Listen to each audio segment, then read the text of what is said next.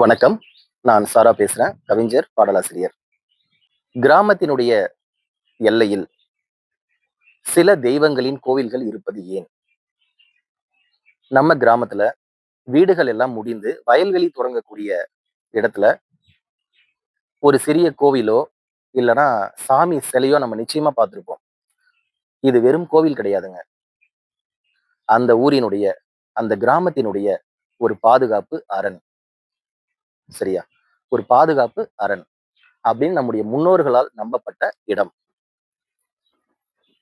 இந்த கோவில்ல குறிப்பா பாருங்க, ஐயனார், முனீஸ்வரன், அதே மாரி மதுரை வீரன், கருப்புசாமி இந்த மாதிரியான தெய்வங்களினுடைய சிலைகளை ஊரினுடைய அந்த எல்லை பகுதியில் வைத்து வழிபட்டு வந்த நம்முடைய முன்னோர்கள். இது வந்து தொன்று தொட்டு ஒரு மரபு வழியாவே நடந்திருக்கு.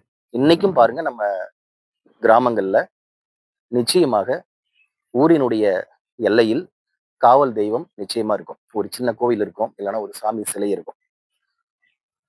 ஐயனாரப்பனை பத்தி பார்க்கும்போது கிராம பகுதியில என்னன்னா, நம்ம ஊர் நல்லா இருக்கணும். நம்ம ஊர் மக்கள் நன்றாக இருக்கணும். அதே மாரி நம்ம ஊருக்கு தீமை வரக்கூடாது. தாங்கள் வைக்கக்கூடிய பிரார்த்தனை வந்து நிறைவேறணும். அப்படின்னு சொல்லி மண்ணாலான குதிரைகளை நேர்த்தி கடனாக செலுத்தியிருக்காங்க. இதெல்லாம் வந்து நம்ம பிரம்மாண்டமான சிலைகள். மண் குதிரைகள் வந்து பார்க்கறதுக்கு அவ்வளவு பிரம்மாண்டமா இருக்கும். அதே மாரி கருப்பசாமி எல்லை தெய்வமா வழிபடக்கூடிய மக்கள் என்ன சொல்றாங்க அப்படின்னா, நீதி, நேர்மை, சத்தியம் இதனுடைய வடிவமாக அதற்கு காவல் தெய்வமாக கருப்புசாமி தெய்வத்தை வணங்குறாங்க. இந்த மாரி எல்லை தெய்வங்களுக்கு வந்து ஒவ்வொரு விஷயங்கள வந்து மக்கள் வந்து முன்வைக்கிறாங்க.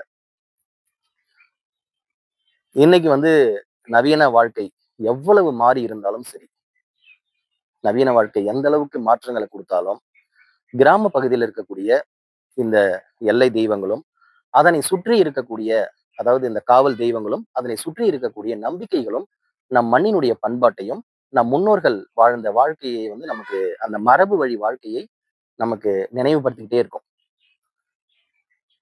அதாவது இது வந்து ஒரு வழிபாட்டு மரபு மட்டும் கிடையாதுங்க.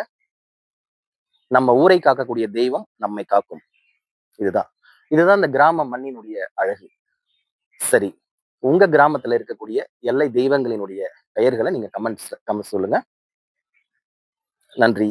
வணக்கம்.